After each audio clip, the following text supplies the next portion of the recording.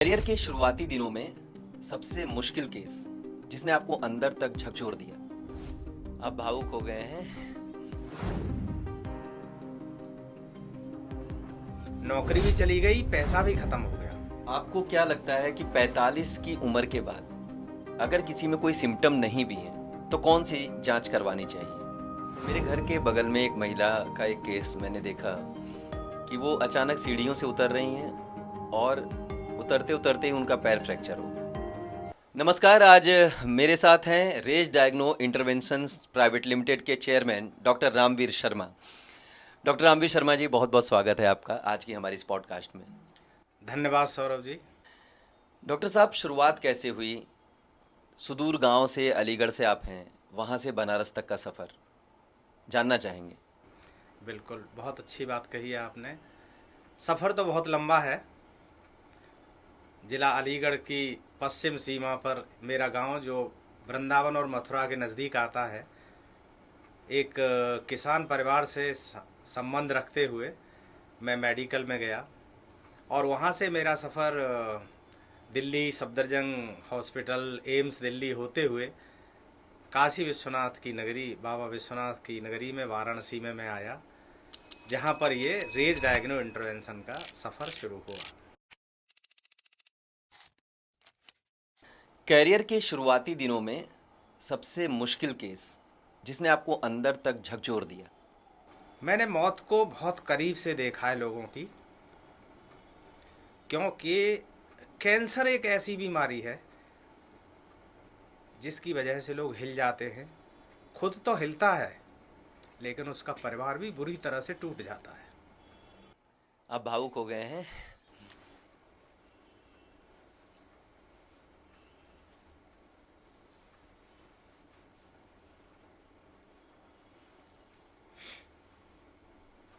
अभी डॉक्टर रामवीर शर्मा जी भावुक हो गए मेरे एक सवाल से, लेकिन मैं फिर उसी सवाल पे फिर से जाना चाहूँगा कि ऐसा कौन सा ऐसा केस था कि जिसने आपको झकझोर दिया शुरुआती दिनों में? एक महिला थी, उसके पति को कैंसर हुआ था। तो वो जब ठीक होके, इलाज होके ठीक होके जब वो घर जाने लगा, तो मैंने कहा आज तो तुम्हारी छुट्टी हो गई है, आज तो खुश हो। तो पूरा वो लेडी और उसके पति दोनों की आंखों से आंसू निकल गए बहुत तेज़। मैंने पूछा ये खुशी के आंसू हैं? बोले कि नहीं, एक्चुअल में एक प्राइवेट बनिया के यहाँ नौकरी करते थे, नौकरी भी चली गई, पैसा भी ख़त्म हो गया और जाने के लिए किराए तक के लिए पैसा नहीं है मेरे पास में। तो उसी वक्त मैंने कहा कि जब जाने के लिए पैसा नहीं है तो खाने के लिए तो होगा ही नहीं। तब मैंने मेरी जेब में जो भी पैसा था उसको दिया, और जो मरीज़ थे, जो और लोग बैठे हुए थे इलाज की लाइन में, उन लोगों को मैंने कहा देखो भाई, मैंने मेरे पास जो था मैंने इसको दे दिया, आप जो हेल्प कर सकते हैं इसकी कर दीजिए, क्योंकि इसका नौकरी भी चला गया है, उसकी गोद में बच्चा भी था, वो भी, नौकरी भी चली गई और पैसा भी नहीं है इसके पास में, और कैंसर से तो आदमी टूट जाता है। सब ने उसकी मदद की। यहीं से मेरी जर्नी शुरुआत हुई थी लोगों की हेल्प करने की। भारत में हर 8 मिनट पे एक महिला की मौत कैंसर से हो रही है। ये तथ्य सुनकर एक रेडियोलॉजिस्ट के तौर पे आपको कैसा लगता है? ये सच है, कैंसर एक जानलेवा बीमारी है, और ये जिस तरीके से डेथ हो रही है उसमें लोगों का जागरूक न होना। क्योंकि अगर ये 8 जो डेथ हो रही है हर घंटे पे कैंसर से, अगर लोग जागरूक हो जाएं और डायग्नोसिस करा लें तो ये संख्या कम हो जाएगी। एक स्कैन देख करके शुरुआती 10 सेकंड में आपको कब ऐसा लगता है कि जो पेशेंट है जिसकी जांच हुई है उसमें सीरियस मैटर दिखाई देने लगता है? सबसे पहले हम उसका नाम देखते हैं और 10 सेकंड जैसे ही बीतते हैं तो इम्प्रेशन पे आ जाते हैं। उसी वक्त उस आदमी की शक्ल देखते हैं हम, जो भी हमारे सामने बैठा है, यहीं से नज़रिया बदल जाता है कि सीरियस मैटर है और ये आदमी अफोर्ड नहीं कर पाएगा। कैंसर का एक बड़ा हॉस्पिटल, पहले तो वाराणसी में एक रेलवे कैंसर हॉस्पिटल था जिसमें आप शुरुआती नियुक्ति आपकी हुई। इस दिलचस्प घटना को भी जानना चाहेंगे और हम चाहेंगे कि हमारे व्यूवर्स भी इसको जानें। ये बड़ी दिलचस्प कहानी है इसकी। जैसे ही मैं एम्स से कैंसर हॉस्पिटल रेलवे के में आया था, तो वहाँ पर मुझे पंडित कमलापत त्रिपाठी, जो हमारे रेल मंत्री होते थे भूतपूर्व, उनके बारे में मुझे वाकया बताया लोगों ने कि जिस दिन उद्घाटन हुआ था, जब उन्होंने अपना संबोधन दिया था, तो उस वक्त ये कहा था कि ये कैंसर हॉस्पिटल की स्थापना इसलिए हो रही है यहाँ पर क्योंकि कैंसर से लोग ज़्यादातर तो मरते हैं, अगर ठीक हो गए तो उनको मुक्ति मिल जाएगी काशी नगरी में। ये मेरे लिए बहुत भावुक क्षण थे। एक दिल्ली जैसे मेट्रो सिटी से बनारस में आना, और लगभग 4 दशकों पहले बनारस आज जैसा नहीं था जो आज मोदी के समय में आपको दिखाई दे रहा है, तो क्या मन लगा शुरुआती दिनों में, या वापस लौट जाने की भी कभी चाह हुई मन में? ये मेरी बड़ी दर्द भरी कहानी है। पहले 5 साल मेरा इस काशी नगरी में मन नहीं लगा था, और रोज़ मैं यहाँ से हर सैटरडे को ट्रेन में बैठता था। उस वक्त में गंगा जमुना एक्सप्रेस चलती थी। शनिवार को जाता था 12:30 बजे, 6 बजे दिल्ली पहुँचता था, और शाम को 6 बजे तिनसुकिया मेल से वापस बनारस आ जाता था। तो एक मेरे मित्र थे, उन्होंने कहा था, यार तू चला जाता है दिल्ली तक, हम तो गदौलिया जाने के लिए सोचते हैं 6 महीना, और तू 1 हफ्ते के अंदर जाके और चला आता है वहाँ से। तो वाकई में मन नहीं लगा था। लेकिन उसके बाद की कहानी ये हुई कि मैंने यहाँ की कल्चर में घुसा फिर, कि आखिरकार इसमें बना रस को जो है बना बनाया रस कैसे बोलते हैं, सच में वो चीज़ें मैंने देखी यहाँ पर। तो यहाँ के संगीत में, यहाँ के साहित्य की तरफ में मेरा झुकाव हुआ।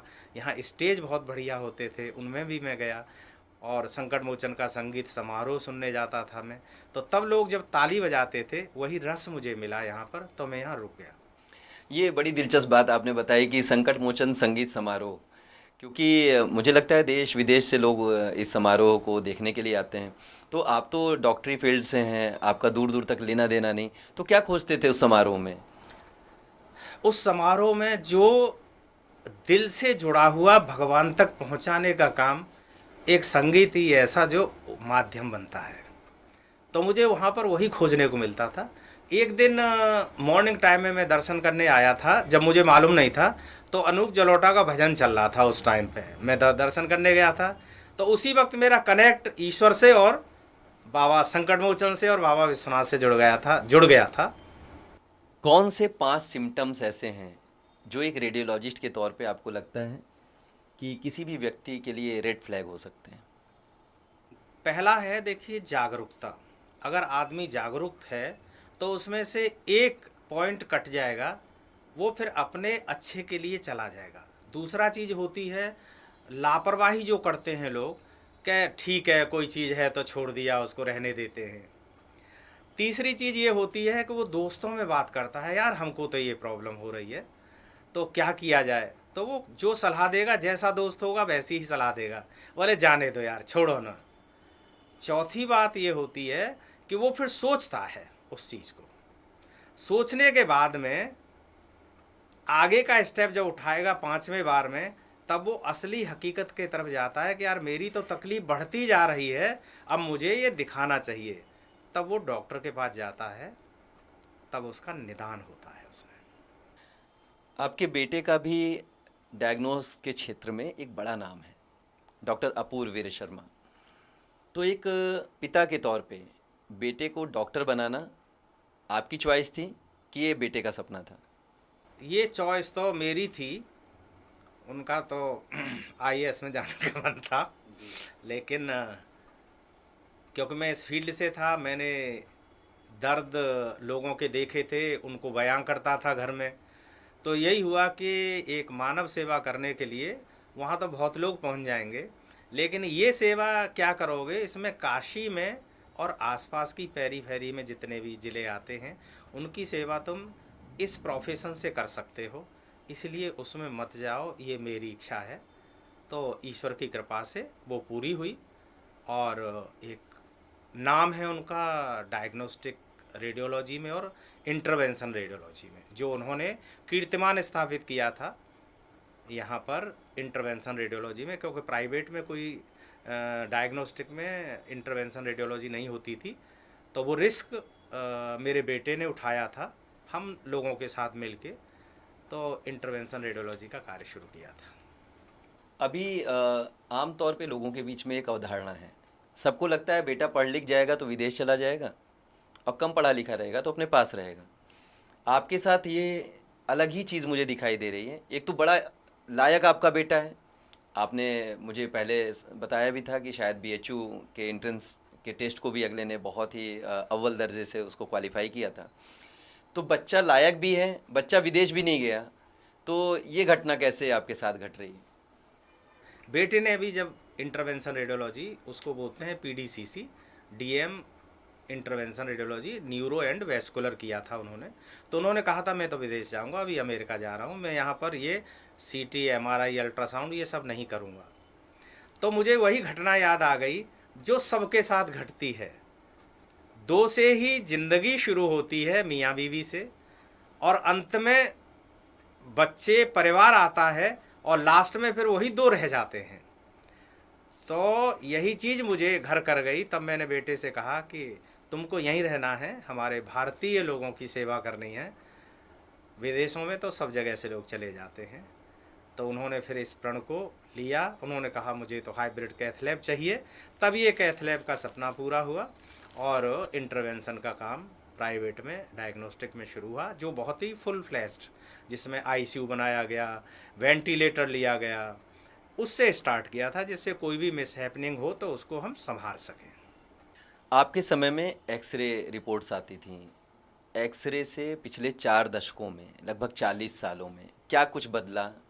अब तो एआई का ज़माना है, तो आपने इस परिवर्तन को कैसे अपने यहाँ लागू किया है? कुछ अगर बताएं तो।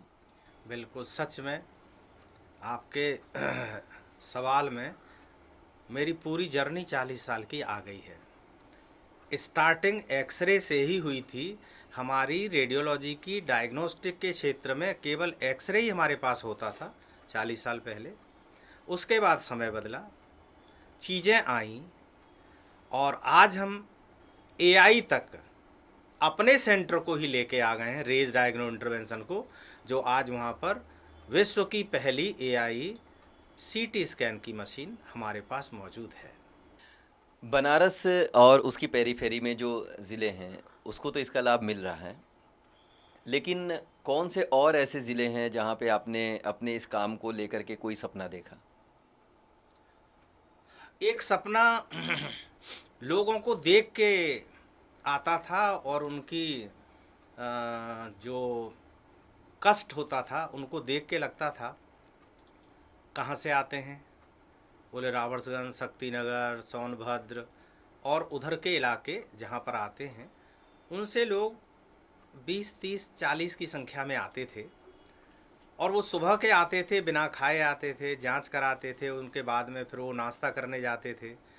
तो एक दिन मेरे मन में वही आया, सपना देखा कि क्यों न उन लोगों के लिए मैं एक सेंटर वहाँ पर अच्छा डाल दूँ, जिससे एक तो उनका टाइम बचेगा, दूसरा उनको उनके घर में वो सुविधा मिलेगी जो एक हाई टेक डायग्नोस्टिक के रूप में मैंने वहाँ पर एस्टैब्लिश किया। 50 स्लाइस सीटी स्कैन जो वहाँ पर उस इलाके में पूरे में सिंगल और ड्यूअल स्लाइस के सीटी हैं, और हमारे अल्ट्रासाउंड के क्षेत्र में भी बहुत वॉल्यूशन सीरीज़ की जो मशीनें होती हैं, वो उस सीरीज़ की मैंने मशीन बहुत हाई एंड लगाई, 5D अल्ट्रासाउंड। और एक्सरे को हम लोग बोलते हैं डीआर एक्सरे है। डीआर एक्चुअल में दो तरह के एक्सरे होते हैं जहाँ भ्रांति होती है, एक सीआर होता है, एक डीआर होता है। तो सीआर कंप्यूटराइज्ड रेडियोग्राफी होती है, और डीआर जो होता है एक्चुअल में डीआर वही होता है जिसमें इंस्टेंट इमेज आती है। तो एक तो उसमें टाइम बचता है, दूसरा क्वालिटी बहुत बेहतर आती है। तो वहाँ पर उस लेवल का सेंटर मैंने खोला कि उन लोगों को उसी जगह उनके इलाके में वो सुविधा मिल सके और उनका कष्ट दूर हो सके। तो दो बातें हैं उसमें, एक तो उनका फ़ायदा पैसे का होता था, दूसरा टाइम का होता था, तीसरा उनको डायग्नोसिस अच्छी मिल जाती है वहाँ रॉबर्ट्सगंज में। तो मेरे लिए वो एक सपना था। टोबैको और कैंसर, इसका रिश्ता तो हर कोई जानता है, लेकिन एक डॉक्टर और कौन सी ऐसी बातें हैं जो नहीं बता पाता है? टोबैको एक बहुत ही प्राण घातक सब्स्टिट्यूट है। जो लोग काम करते हैं, मैक्सिमम लेबर का काम जो करते हैं, तो वो अपने आप को ये कहते हैं कि मैं जब तक तम्बाकू नहीं खाऊंगा तब तक जो है मुझे एनर्जी नहीं आती है, मैं कर नहीं पाता हूँ। ये बात सही है, और टबैको ही ऐसी चीज़ है जो कैंसर को पैदा करता है। कोई भी नशा, गले के जितने भी कैंसर होते हैं वो टोबैको के ही कारण होते हैं, लेकिन लोग मानते नहीं हैं। दो ऐसी जगह हैं जहाँ पर बनारस का पूर्वांचल इलाका भी है, और उधर मैनपुरी और फर्रुखाबाद के क्षेत्र में वहाँ भी एक अलग तरह की सुरती मिलती है, तो वहाँ पर भी लोग वही खाते हैं। तो कैंसर के जो इतने भी केसेस होते हैं वो बनारस और बनारस के आसपास, जिसमें हम बिहार को भी मानते हैं, वहाँ ये गले के कैंसर ज़्यादा पाए जाते हैं। आपको क्या लगता है कि 45 की उम्र के बाद अगर किसी में कोई सिम्टम नहीं भी हैं तो कौन सी जांच करवानी चाहिए? 45 के बाद में देखिए, सबसे पहले हमारी मातृ शक्ति आती है। माताओं और बहनों को 45 के बाद में कुछ कुछ चेंजेस शुरू हो जाते हैं, जैसे मेनोपॉज होता है, महीना का बंद होना। उसकी वजह से बॉडी के अंदर बहुत कुछ हार्मोनिक चेंजेस आते हैं, तो उस वक्त से उनकी जांच होना ज़रूरी है, जिसमें एक है मैमोग्राफी, और दूसरी चीज़ होती है DEXA scan, BMD, bone marrow density पता करने के लिए, क्योंकि उस वक्त में बोन मैरो और ये हमारी ऑस्टियोपोरोसिस जो है वो हो जाती है उन लोगों को, क्योंकि एक तो वो काम में इतनी बिजी रहती हैं, अपना ध्यान नहीं दे पाती हैं खान पीन में, इसीलिए वो अपनी औलाद को और अपने पति को, और जो गेस्ट आ गया परिवार में, क्योंकि कहते हैं ना अतिथि देवो भव, तो उन सबको खिला देती है, लेकिन खुद नहीं खाती है, और खुशी होके वो सो भी जाती है। वो है एक माता, जिसको 45 साल के बाद में जांच करा लेनी चाहिए। ये बहुत इम्पोर्टेंट है, क्योंकि कैंसर, ब्रेस्ट कैंसर जो हो रहा है आज की तारीख में, वो महिलाओं को बहुत ज़्यादा तेज़ी से फैल रहा है, और ऐसे कहा जाए तो 10 to 15% जो है ब्रेस्ट कैंसर के केस बढ़ रहे हैं महिलाओं में। और ये मेनोपॉज के बाद में ऑस्टियोपोरोसिस हो रहा है, तो उनको इसकी जांच करा लेनी चाहिए। मेरे घर के बगल में एक महिला का एक केस मैंने देखा कि वो अचानक सीढ़ियों से उतर रही हैं और उतरते उतरते ही उनका पैर फ्रैक्चर हो गया। तो ये ऑस्टियोपोरोसिस की बीमारी ही है या कुछ और है, और अगर है तो इसकी समय से पहले क्या जांच कराई जा सकती है? ये कारण जो महिला उतर रही है, इसको फ्रैक्चर के रूप में देखा जाता है, और फ्रैक्चर के दोनों कारण होते हैं। अगर वो जो ऑस्टियोपोरोसिस के कारण होता है, तो ज़रा सा भी अगर टक्कर लगती है किसी चीज़ में तो फ्रैक्चर हो जाता है, क्योंकि बोन ऑलरेडी इतनी कमज़ोर हो जाती हैं कि उनमें ताकत नहीं रहती है, तो ज़रा सा भी बोझ और चोट को महसूस सहन नहीं कर पाती हैं। और उसके लिए डेक्सा स्कैन एक जांच होती है। आज की डेट में होल बॉडी डेक्सा स्कैन आ गया है। पहले तो एंकल जॉइंट में ही लगा के मशीन को देख लिया जाता था, तो उससे एक स्क्रीनिंग टाइप की चीज़ें होती थी, लेकिन आज की तारीख में कितना बोन कमज़ोर है, कितना ऑस्टियोपोरोसिस है, किस लेवल तक है, वो मालूम चल जाता है। Alcoholic fatty liver, non alcoholic fatty liver, ये दो तरह की इस समय फैटी लीवर की डिजीज़ेस सामने आ रही हैं। तो इसके लिए किस तरह की जांच समय से पहले अगर कराई जाए तो इस रोग में काफ़ी निदान मिल सकता है? फैटी लीवर अपने आप में ही एक बहुत भयानक बीमारी है। रही बात अल्कोहलिक, तो अगर फैटी लीवर हो गया है तो अल्कोहल बिल्कुल वर्जित है, वो नहीं लेना है। नहीं तो वो एक कैटलिस्ट का काम करता है अल्कोहल इसमें, फैटी लीवर में। और जो नॉन अल्कोहलिक होते हैं उसमें जांच के लिए दोनों में है, फाइब्रोस्कैन होता है, और आज की तारीख में फाइब्रोस्कैन भी तुरंत पता लगा देता है कि कितना फैटी लीवर है, कितना फैट क्वांटिफिकेशन है, तो वो भी रेज डायग्नो में उपलब्ध है। बहुत एडवांस फैटी लीवर के लिए फाइब्रोस्कैन मशीन। कोई एक ऐसा पेशेंट जिसकी याद आपको आती हो जो कि सही समय पे डायग्नोस हुआ और उसके बाद ठीक होकर के आज अच्छे तरह से सर्वाइवल कर रहा है, कोई अगर आपके नॉलेज में या आपके दिमाग में जिसका नाम कौंधता हो, ऐसा कोई? देखिए, दो चीज़ें हैं। एक तो मैं कैंसर के रूप में बताना चाहूँगा। दो मेरे कैंसर के पेशेंट थे और दोनों, एक मेल एक फीमेल, एक दोनों ब्रेस्ट कैंसर के थे, यानी मेल ब्रेस्ट और फीमेल ब्रेस्ट कैंसर। वो किसी तरह से हमारे पास में टाइम से आ गए थे और उनका इलाज किया। 35 साल तक मैंने उनको सर्वाइवल मीट में बुलाता था। 35 साल तक मैंने उनको ज़िंदा देखा है इलाज होने के बाद। तो एक तो ये है जो खुशी मिलती थी कि हमारे इलाज का और टाइम पे आ जाने का, ये फ़ायदा है। दूसरा, जो फैटी लीवर पे आएंगे हम लोग, हमारे पास में जो केस आते हैं बहुत एडवांस स्टेज में आते हैं, तो मैंने उनको मरते हुए भी देखा है। इसीलिए जितना जल्दी हो सके आदमी को अपना डायग्नोसिस करा लेना चाहिए। डॉक्टर साहब, एक प्रश्न है कि आप इतने लोगों की डायग्नोस्टिक्स आप लोग बनाते हैं, तो कभी कोई ऐसा समय आया कि जब आपको खुद कोई ऐसी जांच करने से पहले डर लगा हो कि कहीं ऐसी कुछ मेरे जांच में ना आ जाए, ऐसा कभी आप लोगों के भी मन में आता है क्या? नहीं, ये कभी मन में नहीं आता है। उसका कारण ये है कि जिन लोगों के लिए हम काम कर रहे हैं उनकी ज़्यादा समय तक हम सेवा कर सकें तो अपने ऊपर डर नहीं लगता है। वो चीज़ ऐसे लगती है कि अगर हमें कुछ हो गया तो हम उसका जल्दी से जल्दी इलाज करके इन लोगों की फिर से सेवा देने के लिए हम इनके साथ रहें। इस उम्र में इतना काम, तो मैं आपसे ये पूछना चाहता हूँ कि डॉक्टर थकता नहीं, कि डॉक्टर को थकना मना है? थकना मन का वहम होता है। आदमी कभी थकता नहीं है और उम्र से कभी आदमी भी नहीं थकता है। अगर उसके इरादे बुलंद हैं, कामयाबी के छत को वो छू रहा है, तो उसको न तो उम्र का पता चलता है और न थकान महसूस होती है। और इस बीच में अगर आप समाज के लिए कुछ करते हैं तो उस पे तो थकान तो रफू चक्कर हो जाती है, मालूम ही नहीं चलता है। अभी आज आपके इंटरेक्शन से बहुत कुछ मालूम पड़ा कि एक तरफ आपकी संगीत में भी गहरी रुचि है, फिर आप संकट मोचन संगीत समारोह भी जाते हैं। तो हमारे दर्शकों को एक डॉक्टर के अंदर का एक संगीत वाला चेहरा भी हम लोग दिखाना चाहेंगे।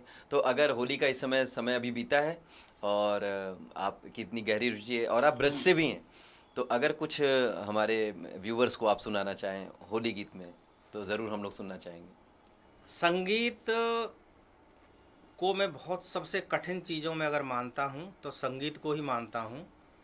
जैसे हम लोग पढ़ते हैं एकेडमिक्स, उसमें मैथमेटिक्स में कोई आदमी 40% लेता है, कोई 60 लेता है, कोई 100 लेता है, लेकिन सब पास हो जाते हैं।